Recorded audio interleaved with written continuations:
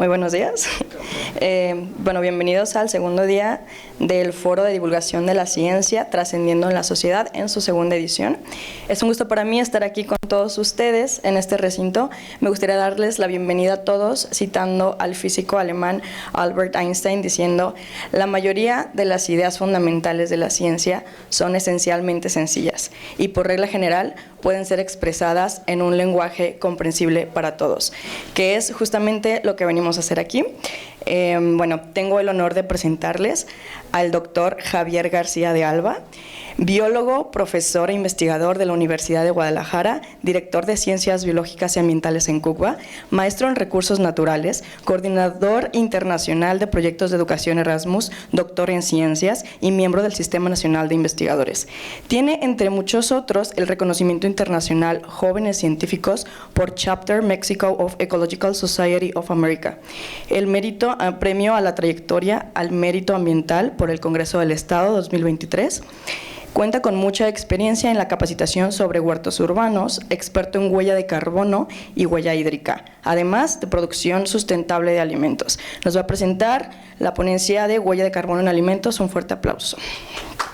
Adelante. Muy amable, gracias. Muchas gracias, muy buenos días a todos. Este es un tema que me apasiona, es muy importante la parte de la huella de carbono y lo vamos a ver en esta charla. Muy resumido sobre el impacto a los alimentos, pero también tiene que ver sobre nuestra parte de desarrollo humana en la producción de los mismos. Jalisco es una importante producción de alimentos no solamente a nivel local, sino a nivel mundial. Por algo se le conoce como el gigante alimentario. Y este tema de sustentabilidad es muy importante tenerlo en referencia a todos los datos que vamos a mencionar el día de hoy. La que sigue, por favor. La que sigue. Algo que me gustaría enmarcar es, se habla mucho del cambio climático, pero este señor que vemos aquí, que es el secretario de las Naciones Unidas, el portugués António Guterres, mencionó en julio que ya estamos entrando a otra fase, que ya no es cambio climático, ahora se llama ebullición climática. Es decir, hemos pasado ya a partir de julio científicamente un paso más para tener un impacto muy severo dentro de nuestro clima. Entonces lo mencionan los científicos como ebullición climática. ¿Y esto qué quiere decir? Que va a ser más severa la transición del clima, que va a ser más severa las sequías, que va a ser más severa las lluvias, como ya lo estamos viendo aquí en nuestra comunidad. Entonces, esta fue una noticia internacional que poco se supo, poco trascendió en la parte ambiental, y marca un hito en la historia de la humanidad. Es decir, va a haber muchos cambios más severos en nuestros ecosistemas y repercusiones, por supuesto, económicas y también en nuestra forma de vida. La que sigue. ¿Le podemos poner play? Aquí estamos observando una modelación de los gases de efecto invernadero y, como pueden ver, en la parte de abajo tenemos el mes de enero, es el mes 1 y va corriendo los días. Y fíjense en la mancha de arriba, los gases rojos que están corriendo son los gases de efecto invernadero que estamos produciendo, todos los seres humanos. Y se fijan, en Estados Unidos, México, Europa, Asia, tienen una gran producción de gases de efecto invernadero. Entre más rojo es más concentrado los gases de efecto invernadero. Si quieres ponerle ahí pausa, estamos en el mes marzo y si se fijan, la gran cantidad de gases de efecto invernadero produce también el calentamiento que tenemos en el planeta, en el hemisferio norte, pero también si nosotros observamos en la parte de nuestro país, México y Jalisco, en esos meses hay que hacer un recuerdo de cómo está la tierra.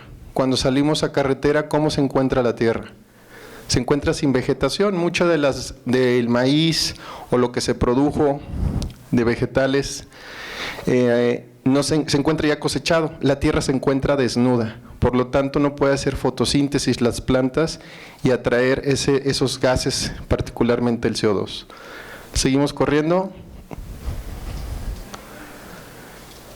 Afortunadamente nuestro planeta tiene una forma de recuperarse muy importante con las plantas y si lo vemos en los meses ya lluviosos, julio y agosto, la parte de los gases de efecto invernadero bajó.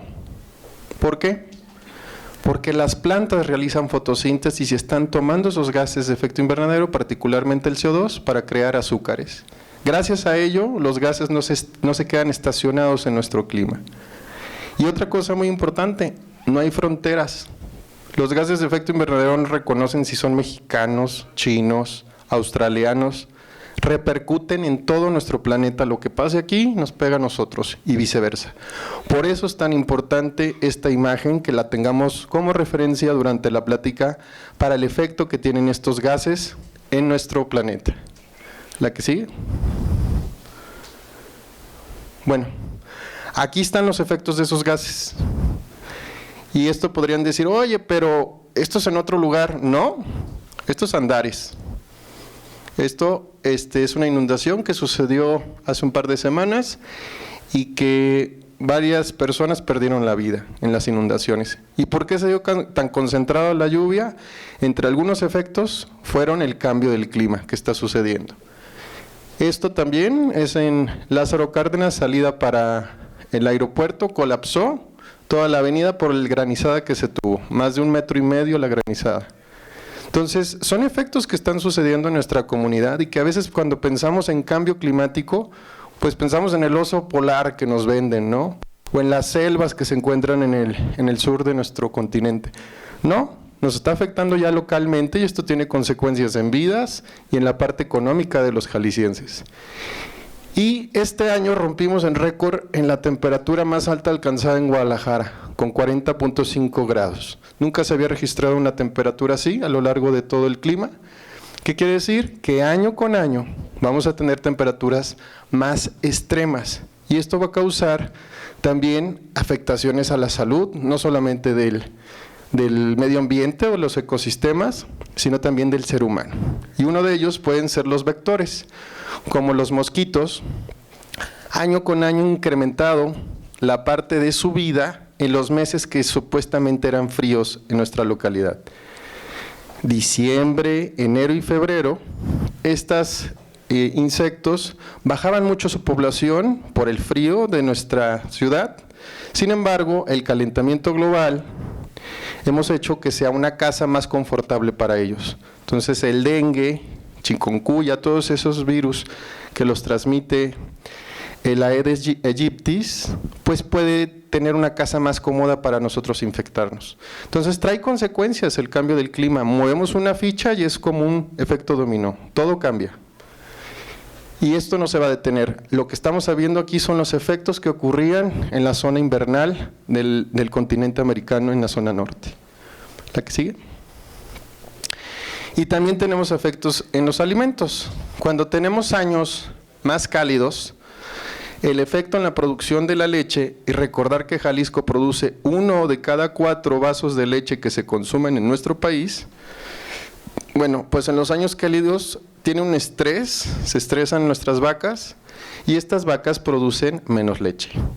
Entonces, aproximadamente el 13% de producción de leche disminuye. Y podrán decir, oye, pero yo no tomo leche. Sí, pero la leche es la proteína más importante que tienen los niños y la más barata también comparada. Con todas las proteínas, tomarse un vaso de leche y un par de huevos es la proteína que necesita un menor de edad. Y es muy barato. Si ustedes hacen el promedio de cuánto necesitan para comprar un par de huevos y un vaso de leche, es muy barato comparado a otras proteínas. Entonces estamos también mermando un poco la parte del potencial del futuro de los jóvenes que vienen en Jalisco. ¿La que sigue? Y también uno de los principales granos que tenemos, el maíz, se ve afectado. La planta tiene un estrés hídrico muy fuerte y casi 1/4 parte de la producción del maíz se ve afectada en ese estrés hídrico por el clima y tenemos menos. Entonces, al tener menos granos, pues tenemos que importar más. Y si importamos más, pues los precios suben. Y también hay un efecto en el clima porque tenemos que traer granos de otra localidad que tiene que transitar cientos de kilómetros para llegar a Guadalajara y hacer la tortilla, o totopos, o chilaquiles, o tamales, todos los derivados que vienen del maíz. Entonces es un efecto dominó que estamos creando por el impacto del clima y que se debe tomar seriamente para para ver qué podemos incidir. ¿La que sigue? Bueno, vamos a entrar ahora sí ya a la parte de huella de carbono. Todo lo que mencionamos atrás es para entender este indicador. Muchas personas en el mundo dijeron, ¿cómo vamos a medir de una forma más sencilla cómo disminuimos el impacto de estas nubes rojas que producimos? Y se les ocurrió a investigadores, William Rees y su equipo, crear en los años 90 un indicador que se llama huella de carbono. Es relativamente nuevo, por eso no hay tantos datos. Y decía, bueno, vamos viendo todas las actividades que hacemos, desde movernos, nuestra forma de trabajo, lo que consumimos, la forma de la energía que utilizamos, los productos, cómo los desechamos, la industria, todos ellos, y vamos a ver cuánta energía necesitamos para hacerlo y qué gases de efecto invernadero usamos directamente, como puede ser conducir nuestro vehículo, pero también indirectamente, como son los focos que tenemos aquí. Dirían, ¿cómo produce gases de efecto invernadero un foco? No lo coincido. Bueno, hay una planta de generación eléctrica que para mover esas turbinas tuvo que tener energía. Pueden ser energía solar, puede ser energía del mar, de un río, pero también puede ser energía de un derivado de petróleo. Y en nuestro país generamos mucha energía con derivados del petróleo porque es un recurso que tenemos abundantemente. Entonces, todo eso produce gases de efecto invernadero. Y para concentrarlos en una moneda, en vez de tener pesos, dólares, yenes, vamos a tener una sola moneda que se va a llamar CO2 equivalente. O se le dice CO2 equivalente o CO2. Es más fácil de manejarlo y es más sencillo hablar de una sola moneda que de 10, ¿no? Entonces, esa es la forma de cómo vamos a manejar la huella de carbono, más simplificada, y es el efecto de todas estas actividades. ¿La que sigue?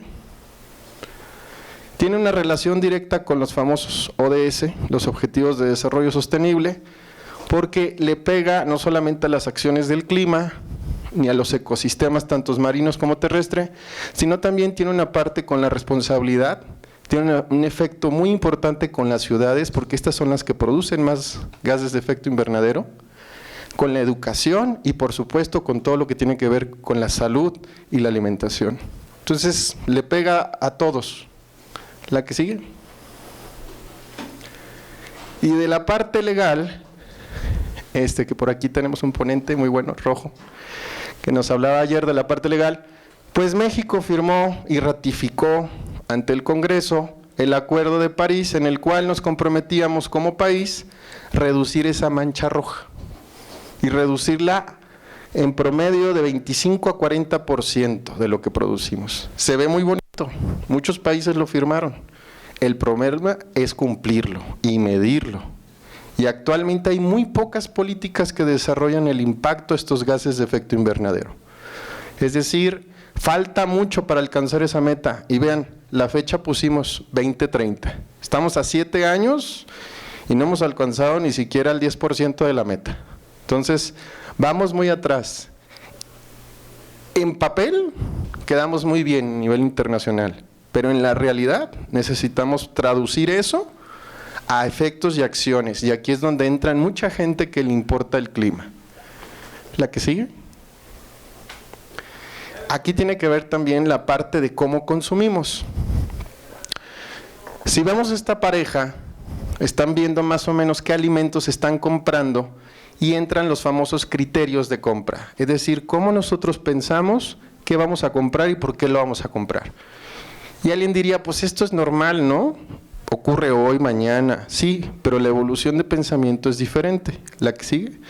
No es lo mismo cómo pensaban en 1990 y qué alimentos compraban, muchos de aquí son muy jóvenes, a lo mejor sus mamás, a cómo los compran ustedes hoy. Entonces, si se realiza una encuesta, los principales factores para comprar un alimento, pues era si sabía bien, si estaba en buen tamaño, si tenía buenos colores y por supuesto si estaba barato. Eso era lo que principalmente nos interesaba como consumidores. Pero, ¿la que sigue? Si ahora hacemos esa encuesta, encontramos que las nuevas generaciones tienen una tendencia a decir, oye, ¿esto se produjo pagándole bien a la gente que lo cosechó o que estaba en la fábrica cuando lo desarrolló? lo hizo con impacto al clima, como puede ser la huella de carbono, o cuidando el agua, como puede ser la huella hídrica. ¿Tiene inocuidad esto? ¿O lo hicieron con aguas grises cuando se produjo? ¿Viene de Jalisco o viene de China? Es decir, esas preguntas ahora ya están en un consenso a la hora de comprar nuestros productos, y muchos de ellos son de la canasta básica. Por supuesto, también sigue el precio y cuestiones de sabores, pero estas nuevas áreas surgieron y hay que aprovecharlas para incidir como comunidad para poder transformar esa mancha roja que estamos haciendo. El mercado actual tiene diferenciación, pero tenemos que sumar a los productores y tenemos que sumar a los demás para que podamos tener una cristalización de que esto sea reconocido. No es lo mismo producir un aguacate y deforestar un bosque, a alguien que está produciendo aguacate de una forma pues diferente, ¿no? Respetando el bosque, pero el precio es el mismo. O sea, yo cuando voy al mercado no sé cuál estoy comprando, el que está haciendo deforestación o el que está un productor cuidando el bosque. Y eso hay que marcarlo y tenerlo a disposición del consumidor. ¿Por qué? Porque lo va a reconocer, se le va a reconocer en el precio. ¿La que sigue? A nivel muy general, cuando hablamos de huella de carbono, ya en los alimentos tomamos en cuenta ciertos aspectos que contribuyen a la producción de gases de efecto invernadero, como es la utilización de energía de luz, la parte de los fertilizantes, que es un problema muy grande, los agroquímicos, por supuesto la parte de la locomoción, el uso del tractor, de su camioneta, los residuos que produce esa producción de alimentos y el empaque. Todo eso produce gases de efecto invernadero, pero hay otra parte que los reduce, que los secuestra, que puede evitar que esta nube no sea tan grande. Por supuesto está el reciclamiento, el buen manejo y las prácticas de la parte agropecuaria, el tener energía propias en el rancho, de energía sustentable, pero esto es lo más importante, la vegetación. ¿Se acuerdan de la nube cómo bajaba en los meses de julio y agosto? Pues los alimentos tienen fotosíntesis, la planta, pero esto no lo medimos. Entonces, el tomar cuánto está fijando resta mucho a los gases que está mandando, pero nadie lo mide. Y esto puede ayudar mucho para tener un aliciente y cuidar el medio ambiente, en producir alimentos más sustentables. ¿La que sigue? Otros países ya iniciaron este proceso. ¿Por qué? Porque están más organizados, porque los productores tienen asesoría de científicos, o porque tienen más preocupación por ciertos modelos políticos. Pero el chiste que ya está el camino andado, y eso es importante tomarlo, no se parte de cero. Países como Chile, Colombia, Costa Rica, Uruguay, Nueva Zelanda, España, Brasil, han hecho ya sus pequeños o sus inicios de productos para medir la huella de carbono y reducir esa nube que están produciendo. Algunos como Uruguay en productos que son muy difíciles como la carne. Es el primer país que pudo producir un alimento de huella de carbono en cárnico cero, que eso es muy complicado, lo lograron. Pero también en productos como puede ser el café, el maíz, las lechugas, el vino, es decir, entran muchos productos y esto nos habla de que podemos transformar nuestra forma de producir los alimentos con menor impacto. Y por supuesto aquí en México, en el aguacate. ¿Y por qué en el aguacate? Porque es el más polémico, por eso se hizo ahí. ¿La que sigue? Aquí están unos datos, ¿se acuerdan de la moneda? De la huella de carbono en CO2 equivalentes, pues aquí están unos datos y las fuentes pues vienen desde organismos muy conocidos como la FAO a proyectos locales de las comunidades. Pero si se fijan, en todos tienen una producción de gases de efecto invernadero. Y aquí encontramos en Jalisco menos 3.5, no nos equivocamos, es menos 3.5 kilos. ¿Qué quiere decir eso? Que para producir ese aguacate, en vez de mandar gases de efecto invernadero, estamos secuestrando o fijando 3.5 kilos por cada kilo de aguacate. Y dirán, ¿cómo es eso posible si todos los demás alimentos tienen producción hacia arriba? Por el manejo que hizo este productor. Es decir, la forma que está desarrollando su producción de alimentos le está dando un plus, no al producto. El aguacate sigue igual. A nosotros, en reducir ese gas de efecto invernadero en esa nubesota roja. Y si lo multiplicamos por todos los aguacates, o si lo multiplicamos por muchos productores, incidiríamos un porcentaje muy grande del impacto de los gases de efecto invernadero. Eso es lo gran noticia que pudimos hacer aquí en Jalisco. ¿Y qué creen? Pues no fue noticia, nada más lo supimos muy poquitas gentes y hasta ahí llegó. Y por supuesto que hay otros que producen aguacate emitiendo gases de efecto invernadero, que es el convencional. Entonces, ¿qué quiere decir?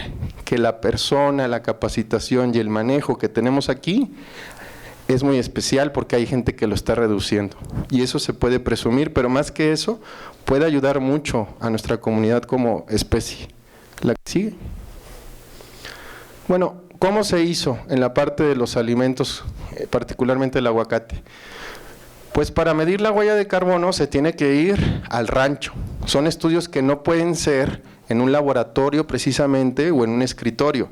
Se tiene que ir al rancho, se tiene que preguntar, constatar, hablar con las gentes, desde el gerente o el dueño hasta con la persona que realiza la limpieza. Es decir, es horizontal la parte de la investigación y se tienen que hacer muchas visitas para ver cómo se realiza ese proceso. Hay muchas cosas que a las personas a veces se les olvida o no tienen bien la noción de lo que están realizando porque no llenan bitácoras y nosotros lo tenemos que realizar. ¿La que sigue? Después entra un trabajo con las plantas para saber cómo están comiendo ese CO2. Y aquí me dicen, ¿pero cómo comen las plantas? Pues no es lo mismo lo que yo como que lo que come una persona de 10 años, a lo que come una persona de 60, a un vegetariano, a uno que no es vegetariano. Entonces, las plantas también son iguales. Tenemos que saber cuántos se están alimentando y cómo se están alimentando. Y eso lo medimos en campo. Y este es el dato importante para Jalisco. Los datos que tenemos aquí locales funcionan para nuestra región. Y si extrapolamos el dato que sacaron en Israel en 1964, pues no nos va a servir. O va a tener un error del 60-70%. Por eso es tan importante apostarle a la educación en biología, porque esos son los que podemos transformar ciertas cosas que estamos estancados.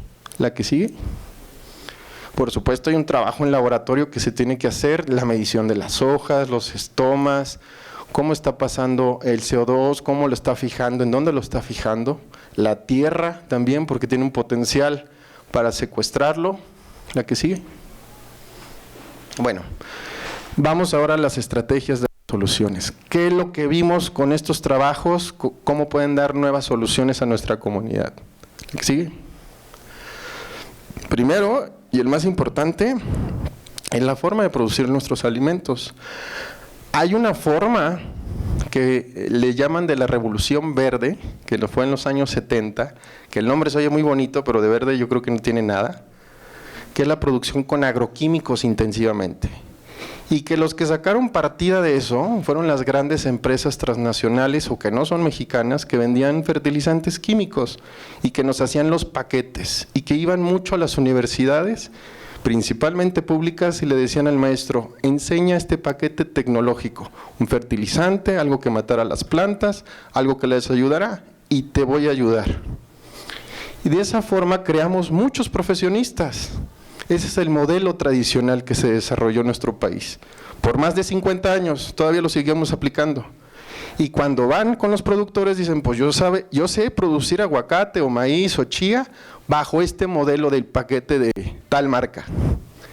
Pero oye, ¿y por qué no le cambiamos? ¿Por qué no usas fertilizante orgánico? ¿O por qué no usamos biocontrol? ¿O por qué no usamos otro modelo de descansar la tierra u otra producción? No es que el profesionista o el ingeniero me dice que está mal eso. Entonces tenemos que hacer un modelo nuevo, por eso se le llama desaprender, para crear un nuevo modelo de producción de alimentos. Y estos señores se hace con educación, con leyes y con los consumidores. Tiene que haber efectos de afuera, si no va a continuar el mismo modelo. ¿La que sigue? La segunda, haciendo estudios locales sobre cuáles son los manejos, como ya vimos en el aguacate, que están secuestrando más, porque las plantas sabemos que comen de forma distinta, para tener mejor índice de secuestro. No es lo mismo, en este caso, la especie B a la especie C, ¿no? Hay una diferencia de 200 kilos de carbono que está secuestrando o fijando. Entonces hay que apostarle por ser investigación local, lo cual es muy complicado a veces porque no hay recursos. La que sigue. La capacitación. Este es un tema, todos comemos, ¿no? 3 veces al día, otros más, otros menos, pero todavía no hacemos fotosíntesis. El conocimiento no solamente lo tienen que tener los profesionistas, sí es muy importante para ellos, pero también lo tienen que tener las personas que consumen.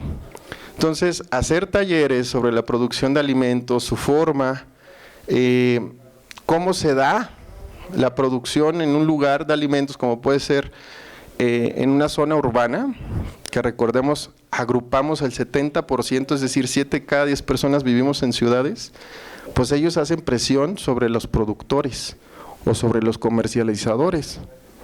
Exigen que tenga un sello, que sea producido de una forma más justa, más sustentable, etcétera. Entonces, la capacitación y la difusión, como lo decía Rafa ayer, pues es muy importante en este modelo, si no las cosas no van a cambiar o van a tardar más. La que sigue. Y la capacitación con los productores, no con los profesionistas, ojo, con los productores. Ellos son el modelo más importante dentro de esta cadena de sustentabilidad.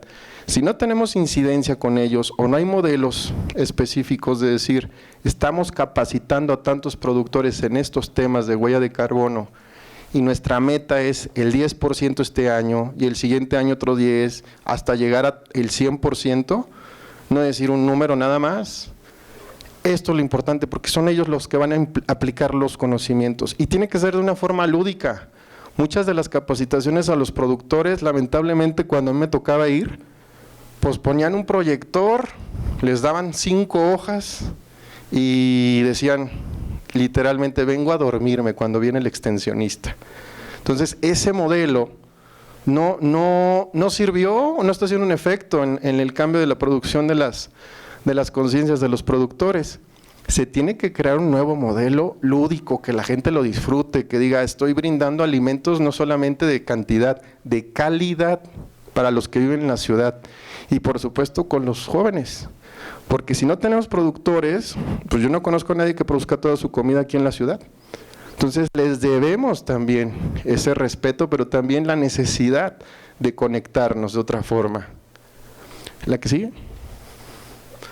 La parte de la ley, estamos en el Congreso del Estado y es importante mencionarlos el papel de responsabilidad que deben de tener, pues es muy importante. Esa nubesota roja no va a desaparecer sola, necesitamos también que se exija que impacte, porque si lo ponemos a nivel el que quiera, pues sabemos que no es el camino. Entonces, muchos de los estados desarrollan leyes para que la parte del carbono se considere ya como un registro de que si no cumples, tienes que pagar.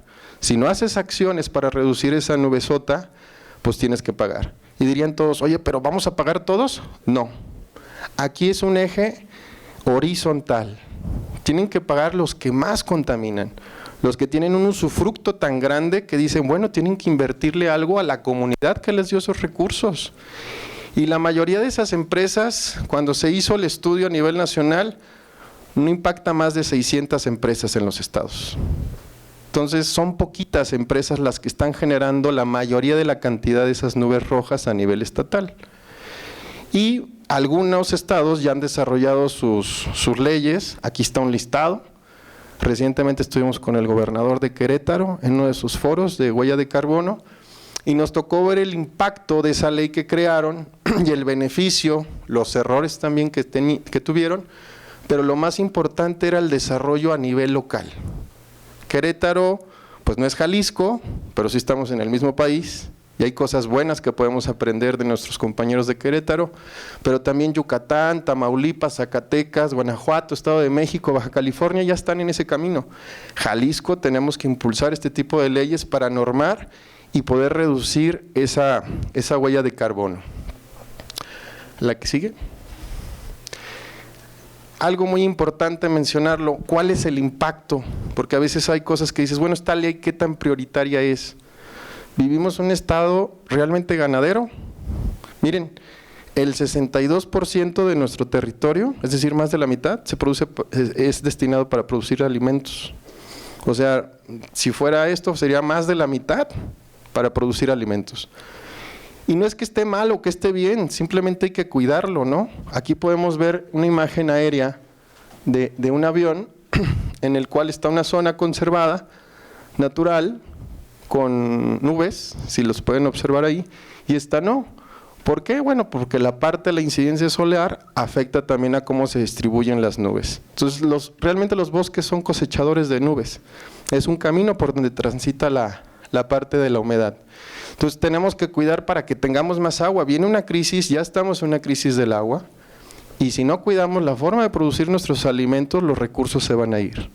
Y no solamente para la gente que está en el campo. Las ciudades van a encarecerse más el adquirir un alimento saludable. Entonces tiene efectos de las dos vías. ¿La que sigue?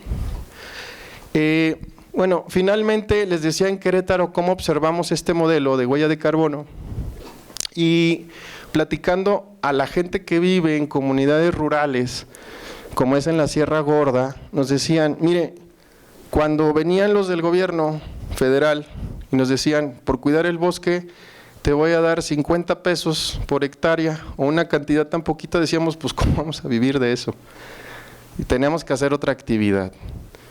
Pero cuando se puso la ley de huella de carbono en Querétaro, hay comuneros que pueden recibir 200,000 pesos por sus áreas.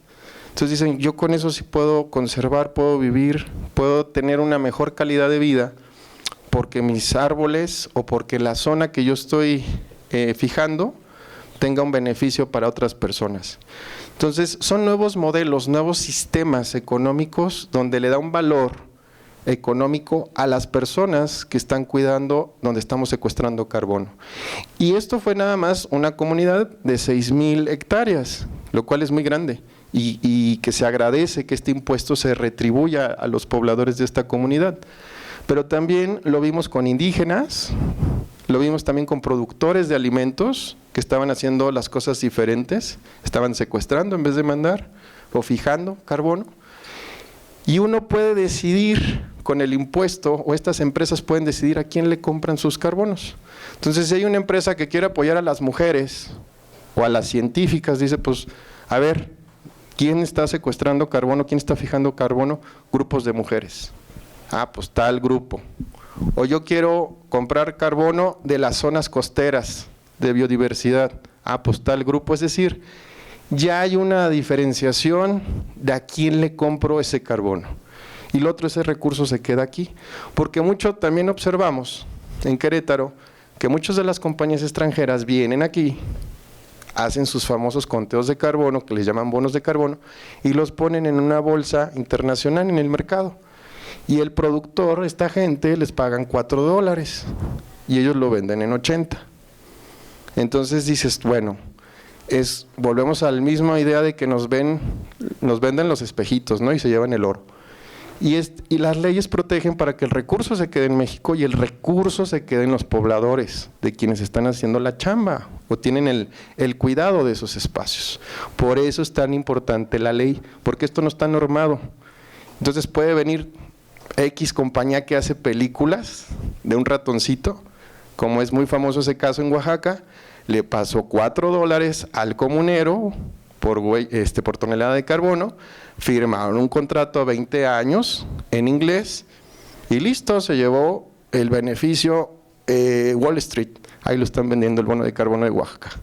Entonces, por eso es importante normarlo y por eso es importante también apoyar a este tipo de gente, ¿no? Porque nos impacta también a los que no secuestramos carbono, a las ciudades.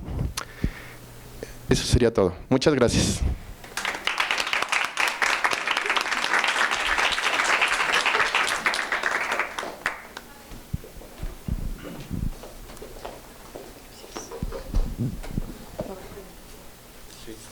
Vamos a tener una ronda de preguntas por si alguien… Okay.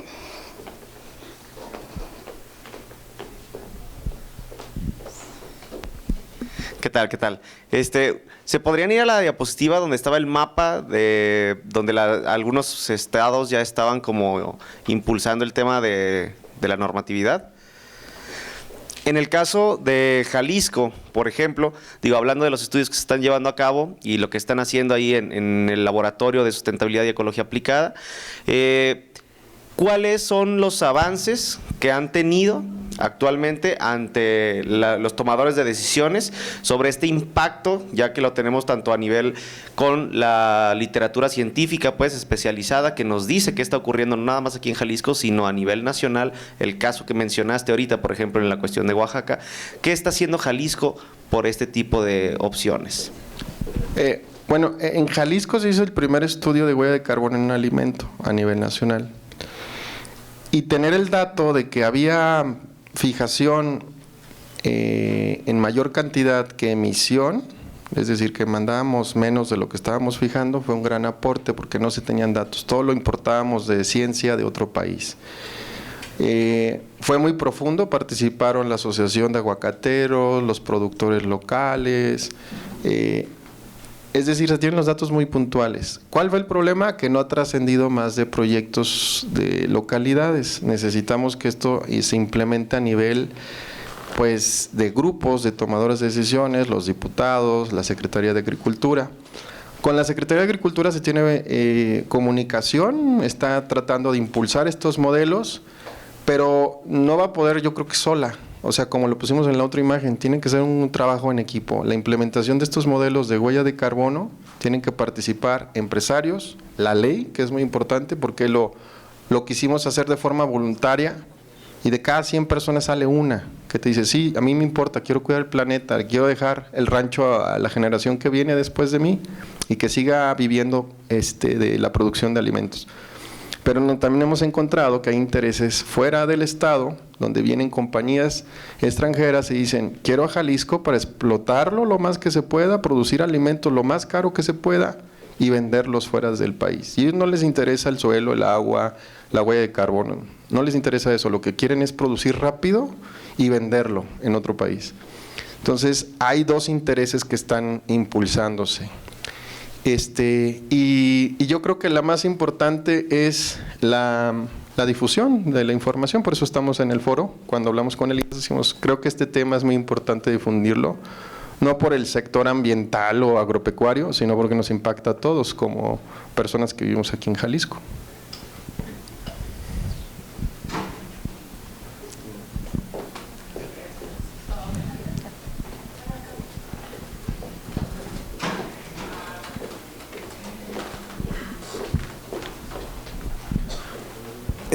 Pues mi duda sería más que nada, ¿qué medidas se pueden tomar? Porque mencionaste que pues la agricultura tradicional era utilizar pesticidas, utilizar fungicidas y todo eso, como para que llegue a la ley y que pueda, como yo supe de un país, no recuerdo cuál, eliminaron los transgénicos. Y empezaron a hacer todo de forma más orgánica, que obviamente sabiendo que producir orgánicamente es más caro y obviamente pues es un poquito más deficiente porque no cubriría con las necesidades de la sociedad.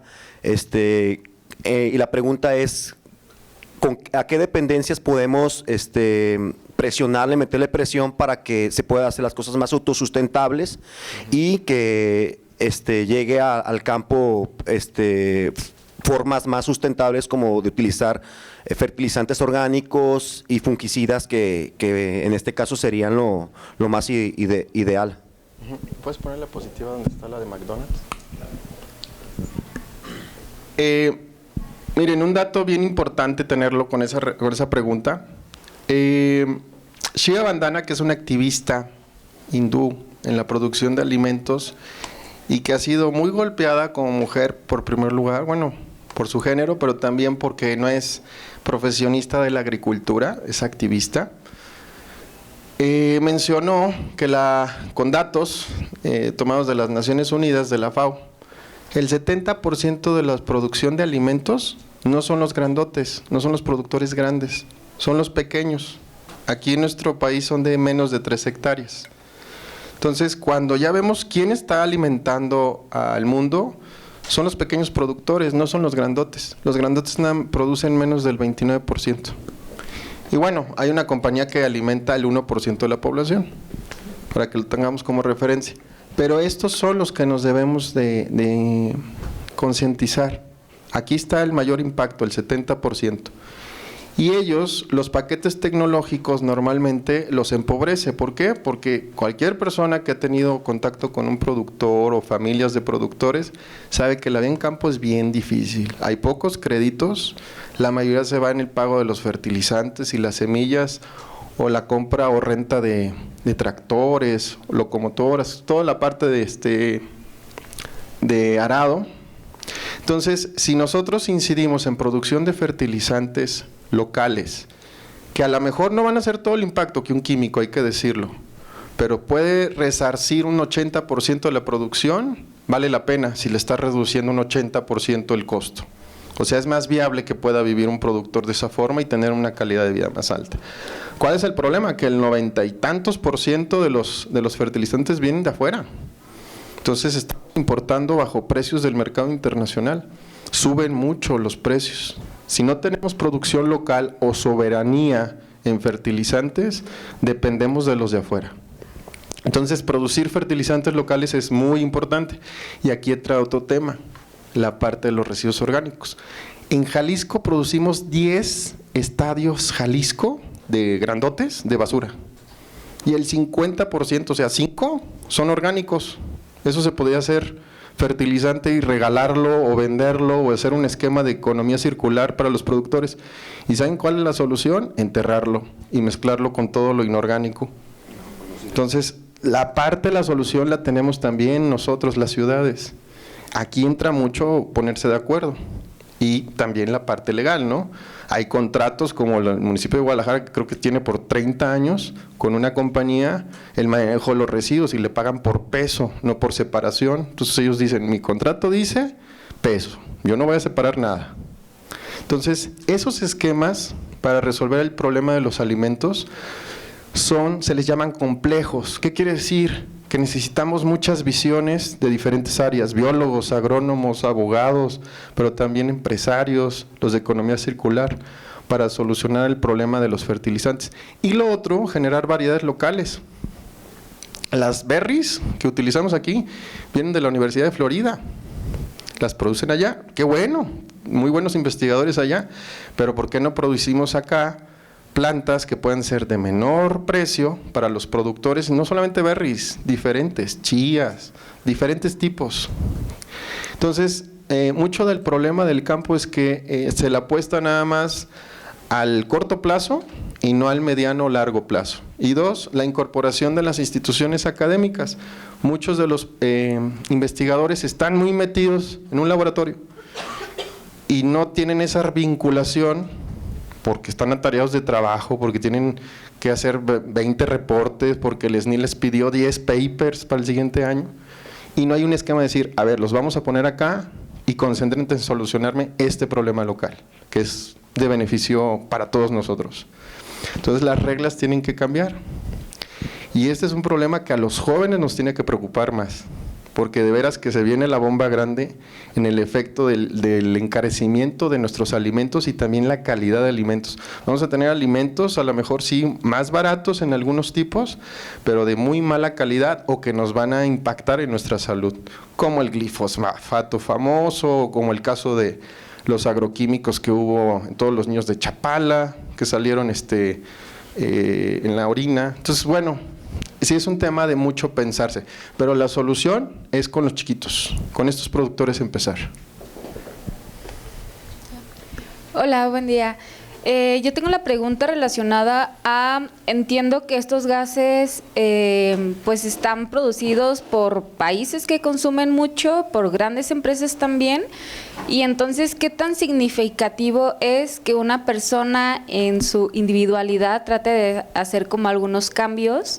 Si es que llega a tener un impacto o casi no cambia nada, sino cambian como las grandes empresas o los grandes países que lo producen, y ¿cuáles serían esas acciones como concretas que uno como persona, ciudadano, en una ciudad, pues podría ser, ¿no? Que no esté en contacto a lo mejor con agropecuarios, sí, pues o sea, estamos en la ciudad, ¿no? ¿Qué podríamos hacer para disminuirlo y si es que cambia algo? Hay una investigadora brasileña que se llama Naina Pierri, de las áreas sociales, pero trabajó mucho con pescadores en Brasil. Y ella mencionaba cuando vino aquí a México, decía, hay que aplicar la fórmula de la canilla. Y todos nos quedamos, canilla, pues es un futbolista, no creo, o la canilla de la mano. Decía, no, la canilla, y se refería a la llave. Le dicen canilla a la llave. Y mencionaba, no es lo mismo que les diga al gobierno, a todos los pobladores, cierren la llave cuando se cepillan los dientes, pónganle 1 litro de agua al contenedor del WC, y ya con eso se va a solucionar el problema de la deficiencia del agua en las ciudades. Pues era un coco watch, la verdad. Ella decía, la responsabilidad debe ser en base al impacto que tienes dentro de tu función de la comunidad. Sí, está bien, ciérrale, sí está bien poner el litro, pero eso no va a solucionar el problema y lo quieren pasar para nosotros. Hacer presas, pozos de absorción, zonas boscosas para traer agua, eso no lo va a hacer una persona, lo tiene que hacer un gobierno. Y si no se lo exigimos, pues menos va a pasar. Entonces siempre ha sido enfocado a, tú tienes que solucionarlo. Y si no hay agua, tú eres el culpable, y tu familia, por no cerrarle cuando te cepillaste los dientes. Oye, ¿y todas las otras obras también son mi culpa? No. La responsabilidad es en base al impacto que tú tienes. Entonces, ¿qué podemos hacer? Todo lo que dijiste anteriormente, pero yo pienso que lo más importante es exigirle a las comunidades con información y a las autoridades. Oye, ¿qué estás haciendo en absorción de agua? ¿Qué estás haciendo para la parte boscosa? ¿Qué estás haciendo para la parte de absorción en las ciudades? Se están inundando cada año, ya lo vimos con los muertos en Andares. Entonces, exigir. Y a veces la parte del papel del joven en exigir no se ha tomado tan fuerte como debería, creo yo. O sea, ahorita ser joven no es solamente disfrutar, es también una responsabilidad de exigir. Y exigir como podamos. Hay diferentes formas. Esto es un foro, ¿no? Estamos exigiendo que se haga algo para difundirlo. Entonces, yo pienso que eso es lo más importante, como decía Rafa ayer, divulgarlo. Entre más conocimiento tengamos útil, podemos tomar mejores decisiones.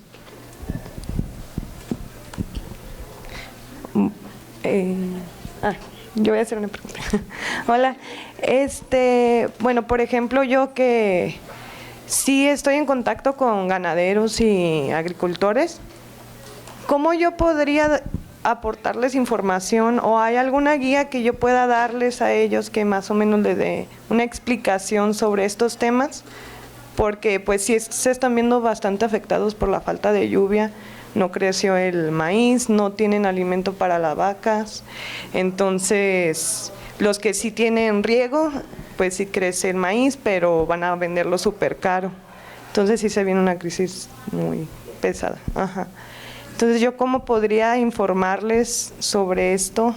O una guía para que ellos tengan una forma más ecológica de hacer sus productos.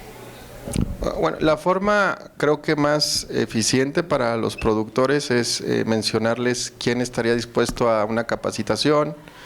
Tienen su tiempo, sabemos, en la parte de producción de alimentos, casi nunca tienen tiempo, se la pasan en el campo. Y al campo no le importa si en vacaciones, sábado o domingo, ¿no? Los problemas siguen diarios. Puede ser la capacitación. Si tú juntas un grupo de productores, con mucho gusto acá en la División de Biología te podemos apoyar para darles una capacitación de forma gratuita. Somos una universidad del Estado, orgullosamente pública. Entonces, nuestro conocimiento también trasciende a la comunidad y debe ser lo gratuito, pues, en medida de las posibilidades que tenemos, porque nos cortan el presupuesto. Entonces yo creo que esa puede ser una solución, poner a disposición el conocimiento que tenemos dentro de la universidad y ver también su tiempo. Hola, doctor. Bueno, yo quería hacer mi pregunta, ahorita como manejándome como biólogo, pues es enfocado especialista en abejas. Yo creo que las abejas es también un tema muy importante en su tema, porque pues ahora sí, antes de los alimentos pues está el polen. Entonces, muchos agroquímicos como el glifosato está acabando también con las abejas y los otros agroquímicos. Entonces, yo que estoy en el campo también puedo entenderlo y visualizarlo en los apicultores, en la sociedad, y no les dan tanto impacto. Y me imagino también que es por la cultura apícola que no está, pues al final la cultura estamos un poco deficientes en los temas culturales, y la abeja entra en esos temas. Entonces, ¿cómo podríamos hacer una vinculación a lo mejor con la sociedad también de apícola, con investigadores para poder que se apoyen y que tengan más impacto, o que los escuchen más la parte del gobierno, y así puedan hacer más énfasis, porque no solamente pues en el campo está pues lo agrícola, ¿no? O bueno, lo agrícola también enfocan a las abejas, nada más que no le dan tanta importancia. Esa sería mi pregunta. Sí, no, las abejas son un indicador del ecosistema, ¿no? De los insectos. En el caso de los aguacates, la persona que secuestraba más o fijaba más huella de carbono que los otros, o que sus vecinos, la ventaja que tuvo de su modelo, y cuando se afinó más el modelo, es que sustituyó casi en un 90% los agroquímicos. Entonces, al disminuir sus agroquímicos, mejoró su huella de carbono, mejoró su economía, porque es un productor, le importa mucho su bolsillo, si no, no se mete a esos proyectos, pero tuvo una ganancia y fue con las abejas. Él está produciendo actualmente miel de abeja de aguacate, bueno, con aguacates, le llaman miel de aguacate. ¿Qué fue eso un beneficio? Que el ecosistema se cuidaba mejor. 2, tenía una segunda entrada, no solamente el producto primario que era el aguacate, tenía ahora miel, y la biodiversidad empezó a incrementar. Entonces, nosotros como investigadores fuimos a ver cuánto incrementaba en aves, en mamíferos, y veíamos que había una población más grande, inclusive aves que no estaban reportadas para la zona, empezaron a anidar ahí, colibrís, me acuerdo mucho de ellos. Entonces, hay un beneficio del cambio del manejo, y ahora quiere implementar ecoturismo.